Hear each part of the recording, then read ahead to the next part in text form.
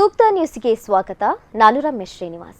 ಇನ್ಸ್ಟಾಗ್ರಾಂನಲ್ಲಿ reels ಮೂಲಕ ಜನಪ್ರಿಯತೆ ಪಡೆದಿದ್ದ ಆಶಾ ಪಂಡಿತ್ ಅವರು ಹೃದಯಾಘಾತದಿಂದ ನಿನ್ನೆ ನಿಧನರಾಗಿದ್ದಾರೆ. ಸಾಮಾಜಿಕ ಜಾಲತಾಣಗಳಲ್ಲಿ ತಮ್ಮದೇ ಆದ ವಿಭಿನ್ನ ಶೈಲಿಯಲ್ಲಿ ಬೈಗುಳದ ರೀಲ್ಸ್ಗಳ ಮೂಲಕ ಗಮನ ಸೆಳೆದಿದ್ದ ಆಶಾ ಪಂಡಿತ್ ಅವರು ಹಲವಾರು ಅಭಿಮಾನಿ ಬಳಗವನ್ನ ಹೊಂದಿದ್ರು. ಪಡೀಲ್ ಬಳಿ ಒಂದು ಸಣ್ಣ ಅಂಗಡಿಯೊಂದನ್ನು ನಡೆಸುತ್ತಿದ್ದ ಇವರನ್ನ ಅನೇಕ ಸೋಷಿಯಲ್ ಮೀಡಿಯಾ ಕಂಟೆಂಟ್ ಕ್ರಿಯೇಟರ್ಸ್ ಹಾಗೂ ಅಭಿಮಾನಿಗಳು ಭೇಟಿಯಾಗ್ತಾ ಇದ್ರು.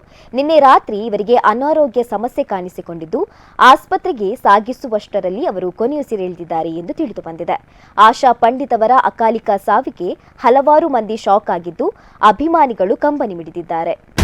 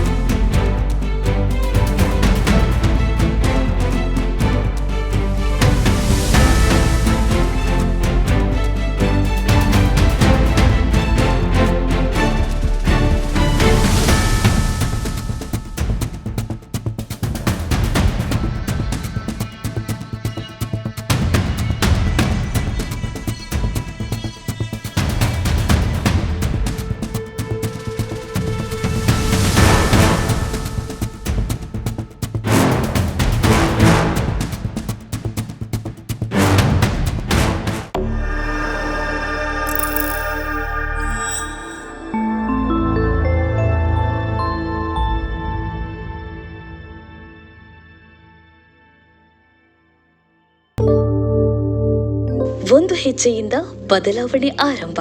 ಆ ಹೆಜ್ಜೆ ಇಲ್ಲಿಂದಲೇ ಪ್ರಾರಂಭ. ನಾವೆಲ್ಲ ಒಟ್ಟಿಗೆ ಸೇರಿ ಮುಂದಿನ ಭವಿಷ್ಯವನ್ನು ಕಟ್ಟೋಣ. ನಮ್ಮ ಅವಶ್ಯಕತೆ ಇರುವವರ ಜೊತೆ ನಾವು ನಿಲ್ಲುತ್ತೇವೆ. ಹಸಿದವರಿಗೆ ಅನ್ನದ ಜೊತೆ ಪ್ರೀತಿ, ಕಾಳಜಿ, ಬೆಂಬಲ ನೀಡುತ್ತೇವೆ.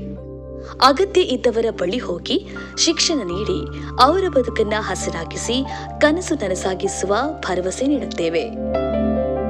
ಎಲ್ಲ ಹಳ್ಳಿಗಳನ್ನು ಗುರುತಿಸಿ ಗೌರವಿಸಿ ಕಾಳಜಿ ವಹಿಸುತ್ತೇವೆ. ಪ್ರತಿಯೊಬ್ಬರ ಜೀವನವನ್ನು ಕಾಳಜಿ ಮಾಡುತ್ತೇವೆ. ಯಾಕೆಂದ್ರೆ ಯಾರೂ ಹಿಂದುಳಿಯಬಾರದು. ಪ್ರತಿಯೊಬ್ಬರ ಬದುಕನ್ನು ಗೌರವಿಸುತ್ತೇವೆ. ಯಾಕೆಂದ್ರೆ ಎಲ್ಲರ ಜೀವನವು ಅಮೂಲ್ಯ. ಗಿಡಗಳನ್ನ ನೆಟ್ಟು ಹಸಿರು ಬೆಳಕಿನ ಪ್ರಪಂಚ ನಿರ್ಮಿಸುತ್ತೇವೆ. ನಮ್ಮ ಕಾಳಜಿಗೆ ಮಿತಿಯೇ ಇಲ್ಲ. ಪ್ರತಿಯೊಬ್ಬರನ್ನ ಸಬಲೀಕರಣಗೊಳಿಸುತ್ತೇವೆ. ಯಾರೂ ಹಸಿವಿನಿಂದ ಬಳಲಬಾರದು. ಮಹಿಳೆಯರ ಬದುಕು ಬದಲಾದ್ರೆ ಸಮುದಾಯವೇ ಬದಲಾದಂತೆ. ಘನತೆಯ ಕಾಳಜಿಯಿಂದ ಮಹಿಳಾ ಸಬಲೀಕರಣ ಮಾಡುತ್ತೇವೆ. ಕಲಿಕೆಯಿಂದ ಬದಲಾವಣೆ, ಆ ಬದಲಾವಣೆಯಿಂದ ಪ್ರಗತಿ. ಯುವ ಮನಸ್ಸುಗಳಿಗೆ ಮಾರ್ಗದರ್ಶನ ನೀಡಿ ನಾಯಕತ್ವ ಬೆಳೆಸುತ್ತೇವೆ. ಎಲ್ಲರೂ ಒಟ್ಟು ಸೇರಿ ಕಾಳಜಿ ಮಾಡುತ್ತೇವೆ. ಯಾಕೆಂದ್ರೆ ಒಗ್ಗಟ್ಟು ನಮ್ಮನ್ನ ಗಟ್ಟಿಯಾಗಿಸುತ್ತದೆ. ಸಮಾಜ ಸೇವೆಗೆ ನೀಡುವ ಪ್ರತಿ ಕೊಡುಗೆಯನ್ನ ನಿಷ್ಠೆಯಿಂದ ಮಾಡುತ್ತೇವೆ. ಇಂದೇ ಬದಲಾಗಿ. ಯಾಕೆಂದ್ರೆ ನಾಳೆ ಇಂದೇ ಆರಂಭವಾಗುತ್ತದೆ. ಪ್ರತಿ ಸಾಮರ್ಥ್ಯವನ್ನ ಗಣನೆಗೆ ತೆಗೆದುಕೊಳ್ಳುತ್ತೇವೆ. ಪ್ರತಿ ಸಹಾಯವೂ ಗಣನೀಯ.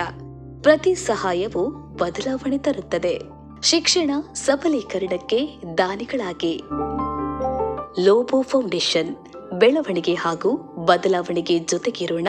ಉತ್ತಮ ಭವಿಷ್ಯವನ್ನು ಕಟ್ಟೋಣ.